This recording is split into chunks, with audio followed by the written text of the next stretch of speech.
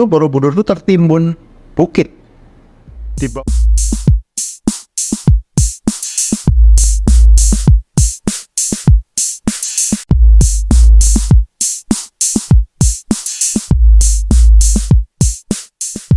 Assalamualaikum warahmatullahi wabarakatuh. Selamat datang di Sir Podcast. You better be ready. Hari ini di Sir Podcast kedatangan bintang tamu yang sangat spesial, yaitu Prof. Ismunandar, Duta Besar Wakil Delegasi Tetap UNESCO. Sebelumnya perkenalkan, nama saya Atar Caraka Sidki, bisa dipanggil Atar, yang akan membawakan podcast kami. Mohon maaf sebelumnya Pak, boleh nggak Bapak memperkenalkan singkat tentang profil Bapak? Silakan Pak. Ya, terima kasih Atar. Assalamualaikum warahmatullahi wabarakatuh. Ya, jadi Atar tadi sudah memperkenalkan saya saat ini bertugas sebagai Wakil Delegasi Tetap Republik Indonesia untuk UNESCO. Jadi sebetulnya saya itu dosen di ITB, ngajar di ITB, tapi sempat ikut beberapa kali jadi diplomat juga karena pernah menjadi atasan pendidikan di Singapura, kemudian di Washington DC di Amerika. Nah, setelah dari Washington DC itu saya balik ke kampus sebentar, tetapi kemudian diminta Pak Menristek Dikti waktu itu membantu di Ristek, di Dirjen. Kemudian ke Ristek Brin ya, Pak Bambang Brojo pada waktu itu menterinya, saya juga diminta bantu. Tapi belum sempat balik ke ITB, ditugaskan Pak Mendikbud, Pak Nadiem ke Paris ya, menjadi Duta Besar Wakil Delegasi Tetap Republik Indonesia di Paris. Jadi saya dosen kimia, tapi sekarang sedang tugas diplomat untuk UNESCO. Asik. Wah, luar biasa Pak. Sangat suatu kesempatan yang sangat berharga bagi Anda. Teman saya juga ya, yang dapat berbincang sedikit dengan Bapak pada saat ini di Sir Podcast.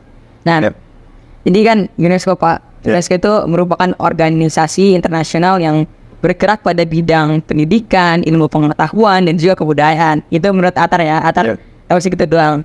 Mungkin Bapak bisa jelaskan lebih detail dan lebih lanjut apa itu UNESCO dan apa peran utama dari UNESCO. Ya, betul sekali Atar. Jadi Atar tadi sudah sebut, memang UNESCO dari namanya saja UNESCO ya. UNESCO itu UN organisasi, O-nya itu yang ujung itu organization, kemudian I-nya education ya. Jadi memang pilar kerja utamanya education, S-nya itu science, kemudian C itu culture, tapi sebenarnya C sekarang juga ada pilar keempat yang diurusi UNESCO juga, communication and information. Jadi misalnya kayak sekarang hate speech, berita bohong, bagaimana pers yang bebas, bagaimana perlindungan kepada jurnalis, itu tugas-tugas yang diemban oleh UNESCO juga. Nah, secara singkat sebetulnya kan sebetulnya Liga Bangsa-Bangsa atau sebetulnya perdagangan, hubungan politik antar negara itu sudah jamak dari dulu ya. Ada duta besar mengutus kepala negara satu dengan kepala negara lain mengutus duta besar. Tapi para ilmuwan itu selihat perang dunia kok dalam waktu 20 tahun ada 2 perang dunia ya.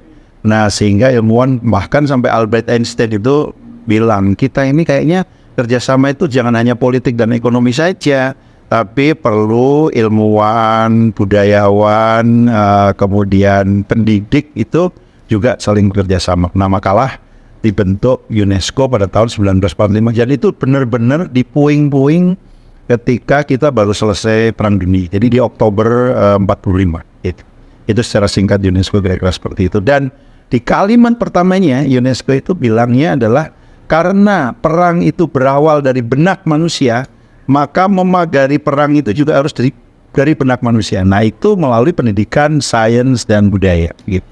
Itu kira-kira Atar UNESCO. Luar biasa. Hubungan UNESCO dengan World Heritage Committee itu seperti apa sih Pak, dan bagaimana proses seleksi warisan dunia dilakukan oleh komite ini?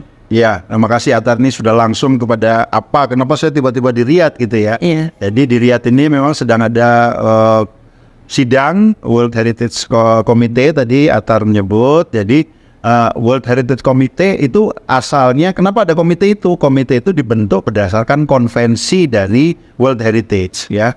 Konvensi World Heritage itu ya seperti konvensi atau perjanjian internasional di lembaga internasional dibentuk. Nah, kebetulan kalau konvensi World Heritage itu dibentuk tahun 1972.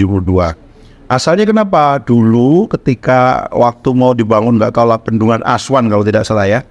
Dulu tuh mau dibangun bendungan Aswan. Padahal di situ tuh banyak peninggalan, arca-arca, ada patung-patung besar, Abu Simbel dan sebagainya. Hampir saja pemerintah Mesir itu waktu itu tenggelamin aja gitu. Nah, tapi kemudian ada suara budayawan seluruh dunia bilang, jangan, itu harus kita selamatkan dulu. Nah, semenjak itu kemudian ada keinginan kita itu di dunia ini peninggalan-peninggalan penting dunia yang mengingatkan sejarah kemanusiaan itu harus jadi concern bersama. Nah, tahun 72 dibentuklah itu konvensi, undang-undang bersama, aturan bersama. Kalau negara itu mau jadi anggota konvensi, berarti dia bertugas juga, punya kewajiban tanggung jawab untuk memelihara warisan dunia itu. Jadi konvensi itu sudah sejak tahun 1972. Jadi sampai sekarang itu. Nah, jadi World Heritage Convention atau World Heritage Committee ya memang badan UNESCO yang dibentuk oleh negara-negara anggota ini. UNESCO kan semua negara anggota yang sekarang 194 negara itu. Jadi begitu, Atar. Jadi ini instrumen atau badan aja yang dibentuk oleh UNESCO sendiri atau negara-negara anggota sendiri. Ya, berarti misi Bapak untuk ke Saudi ini adalah untuk ada sendang itu ya, Pak? Betul. Yep. Dan apa sih yang membuat Indonesia menjadi bagian penting dari warisan tersebut, Pak? Ya, ya kita sendiri kenapa menjadi anggota? Tentu pemerintah Indonesia merasa bahwa kita juga mempunyai tanggung jawab untuk memelihara warisan budaya kita ya. Nah, sebetulnya kalau mau jujur, bahkan semenjak saya tadi cerita Abu Simbel yang di Aswan itu ya, tapi sebetulnya tahun-tahun 70-an ketika restorasi Borobudur, pemugaran Borobudur itu, UNESCO juga kampanye besar ya. Jadi pada waktu kita itu, adik-adik mungkin nggak inget ya, karena ya belum lahir, saya juga belum lahir. Dulu itu Borobudur itu tertimbun bukit di bawah tanah Borobudur itu ya. Kemudian Raffles yang ketika itu Inggris ya menjajah Indonesia, itu dia yang buka pertama. Oh gitu. Tapi dibuka kan ya bisa dibayangkan tertimbun tanah kan, letaknya sudah berhamburan dan sebagainya. Pemugaran. Nah, pemugaran pertama mungkin pemerintah kita sendiri yang masih pemerintah Belanda ya mungkin. Pemugaran kedua itu UNESCO terlibat, dan UNESCO itu kayak mengadakan kampanye dunia untuk menggerakkan dana, dan kita dapat lumayan lah ya, walaupun sebetulnya porsi terbesarnya tetap masih anggaran Republik Indonesia ya. Tapi pemugaran kedua itu UNESCO mengadakan itu. Dari situ kemudian konvensi itu lahir juga di situ, selain dari Abu Simbel tadi. Nah, sehingga kita itu ya merasa bahwa ya kita dengan berbagai warisan dunia merasa punya tanggung jawab untuk memelihara, dan juga ya tadi ya bahwa lahirnya konvensi itu juga diilhami ketika pemugaran Borobudur gitu. Ya, jadi kita punya jadi kita tadi dua arah lah, baik kita sendiri punya kepentingan, tetapi pada saat yang sama kita juga turut berkontribusi ketika konvensi itu Warisan dunia yang dimiliki Indonesia selain Borobudur, Pak, apa saja sih yang tidak diketahui banyak orang, Pak? Ya, bagus pertanyaan. Jadi saat ini kita itu punya 9 ya, hanya 9 warisan budaya, warisan dunia. Warisan dunia ini kebetulan boleh 2 ya.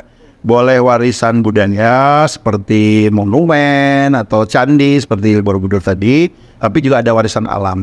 Nah, yang budaya itu kita ada 5 ya, mulai dari Borobudur, Prambanan ya, kemudian situs manusia purba Sangiran itu ini mungkin orang nggak ngerti ya, ternyata situs manusia purba Sangiran itu situs warisan dunia juga, itu situs warisan dunia itu. Kemudian Subak ya, tradisi Subak di Bali, bagaimana penataan pengairan tradisional itu di warisan dunia juga itu di Bali ya.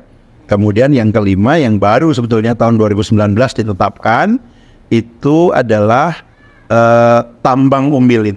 Tambang umbilin kenapa itu? Ya karena itu dianggap teknologi pertambangan tertua ya. Jadi kalau mau lihat teknologi pertambangan pertama di dunia itu lihatnya ke umbilin. Nah, ini sebetulnya potensi wisata dunia ya. Nah, ini kita sendiri aja belum tahu tuh ya. Ya memang baru ditetapkan 2019, tapi itu ya jadi 5. Nah, tetapi kemudian ada warisan alam ya. Warisan alam itu apa misalnya? Oh, bentang alamnya menarik. Misalnya di Lawrence itu di Papua, itu bentang alamnya mulai dari pantai sampai puncak yang ada salju abadi coba ya. Jadi bentang alam itu hutan mulai dari pantai sampai salju abadi. Ya, kemudian ada tumbuhan-tumbuhan khas di sana, ada hewan khas di sana dan sebagainya.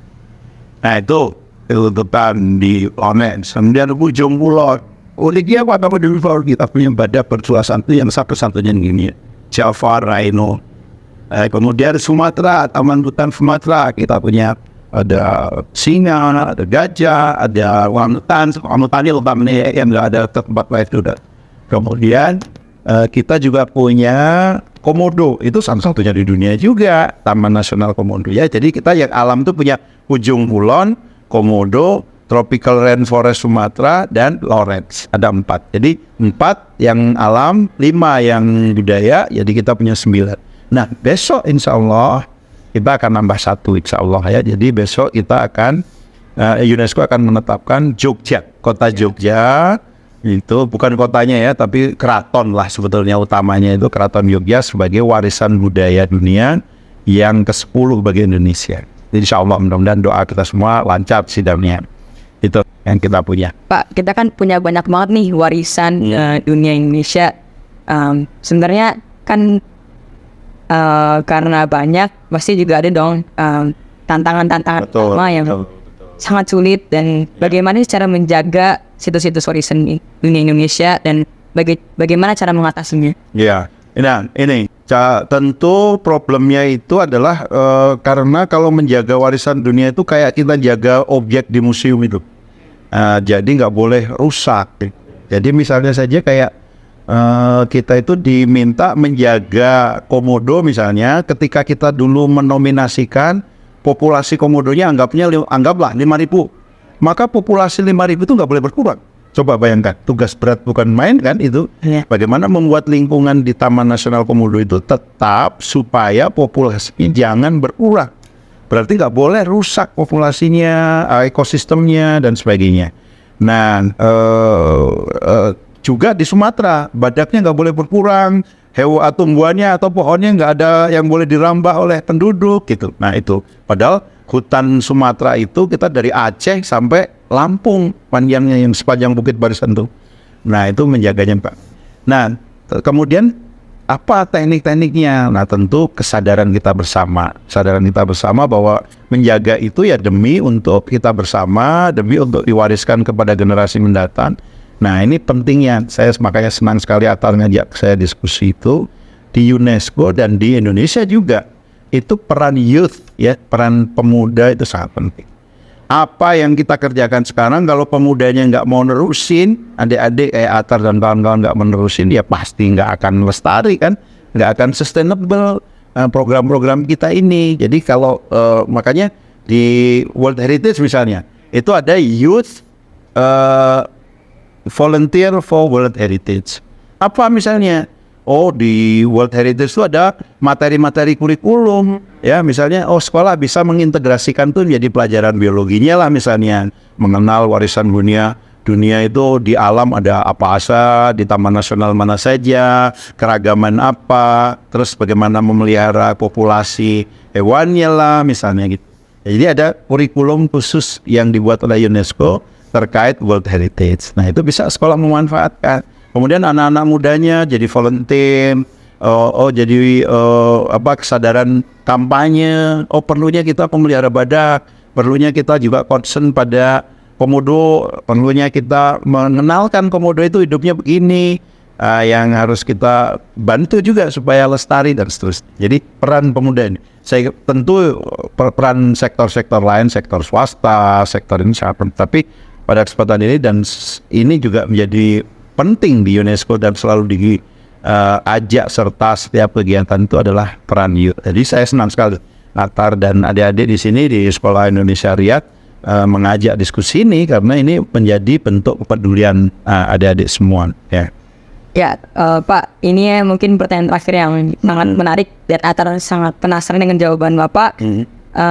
Pertanyaan terakhirnya adalah apa yang dapat kita lakukan sebagai warga negara yang berada di luar negeri seperti Atar dan mungkin teman-teman yang saat ini nonton share podcast, terutama di Arab Saudi Pak, dalam menjaga warisan budaya dan juga alam Indonesia?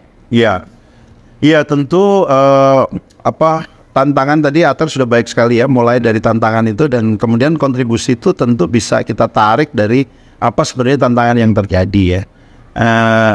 Tadi saya sudah agak menyebut tentang kampanye, perlunya kita ngajak teman-teman ke kita itu kepedulian itu ya, bahwa ini cita-cita mulia, memelihara warisan-warisan dunia itu adalah cita-cita mulia. Demi apa?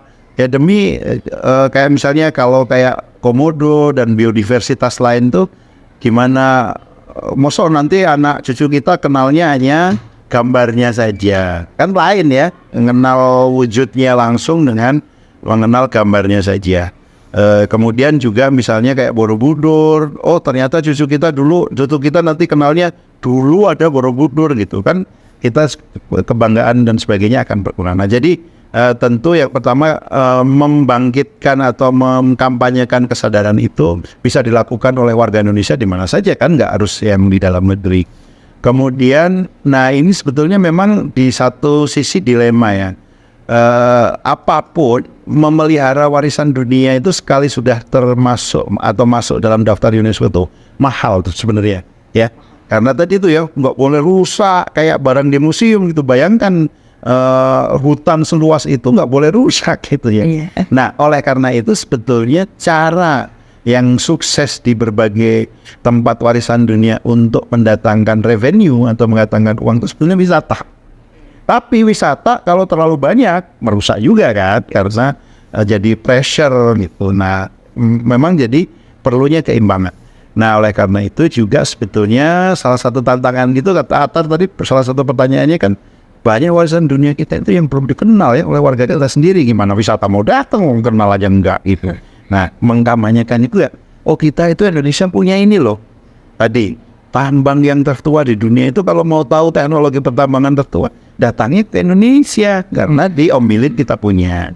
Ada, oh kalau mau lihat komodo satu-satunya hewan purba yang seperti itu ya adanya di Indonesia. Ya, lizard yang sebesar itu. Nah, gitu kayak gitu. Jadi itu paling, dan saya yakin adik-adik yang lain bisa kira-kira bisa ekstrapolasi lah ya. Dari apa tantangan tadi, kira-kira apa yang harus dilakukan untuk ikut berkontribusi walaupun adik-adik tidak ada di Indonesia, bisa membantu kampanyenya untuk mengenalkan kepada rekan sekolahnya di sini dan seterusnya. Yang terakhir Pak, mungkin apa pesan terpenting yang Bapak pengen sampaikan kepada kita semua untuk podcast share dan juga para penonton tentang pentingnya melestarikan kekayaan warisan dunia Indonesia. Iya, sekali lagi itu adalah bagian dari kemanusiaan. Ya. Warisan itu dianggap penting, apalagi yang kemudian sudah kan masuk ke dalam daftar warisan dunia itu melalui seleksi yang sangat ketat, yang ada kriteria-kriteria yang sangat ketat, yang para ahli pakarnya itu meneliti. Mulai dari berkasnya, kemudian harus didatangi ya, divisit oleh pakar-pakar gitu, dilihat bener nggak ini otentik, kemudian original, kemudian nilai-nilai istilahnya di konvensi ini ada nilai istilahnya outstanding universal value, nilai-nilai yang sangat universal, yang sangat luar biasa. Nah, penting sekali itu, dan itu adalah warisan kemanusiaan yang itu adalah milik dunia ya. Jadi sekali kita itu mempunyai warisan dunia, maka sebetulnya walaupun kedaulatan itu masih punya kita, tapi sebetulnya itu sudah kita wariskan kepada semua warga dunia. Jadi kalau ada orang yang cerewet, misalnya orang asing atau NGO asing, itu komodo kok rusak gitu, itu sebetulnya jangan kita pandang negatif, tapi sebetulnya sebagai bentuk kepedulian mereka, bentuk kesayangan mereka pada kita. Nah, harus kita jawab positif justru. Nah, dia ada semua, ada rekan-rekan podcaster, pendengar dan pemirsa semua. Intinya itu adalah kita sama-sama itu tadi punya warisan yang nilainya luar biasa, kita wariskan kepada kemanusiaan atau dunia. Nah, tugas kita menjaga dengan baik, tapi sekaligus juga bekerja sama dengan pihak-pihak lain-lain. Karena kan banyak juga ya warga dunia yang concern pada budaya, warga dunia yang concern pada alam, hewan, flora dan fauna yang unik, yang endemik, yang sudah hampir punah. Nah, itu bisa kita gunakan bersama. Kita ajak bersama untuk sama-sama menjaga warisan dunia yang sangat penting bagi kemanusiaan. Ya, itu mungkin saya kira pesannya. Terima kasih banyak. Ya. Makasih juga Pak sudah meluangkan waktu. Terima kasih. Sudah berbincang-bincang sedikit dengan Atar dan share ilmu Bapak kepada teman-teman podcaster SIR. Atar sangat dapat ilmu yang banyak dari Terima Bapak. kasih, saya juga sama. Inspirasi dan teladan dari Bapak. Semoga teman-teman juga dapat inspirasi dan ilmu yang baru. Terima kasih sekali lagi Pak. Terima kasih. Mudah-mudahan bermanfaat. Terima kasih Pak. Sekian sesi podcast kali ini. Kita bertemu lagi nanti di podcast selanjutnya. You better be ready.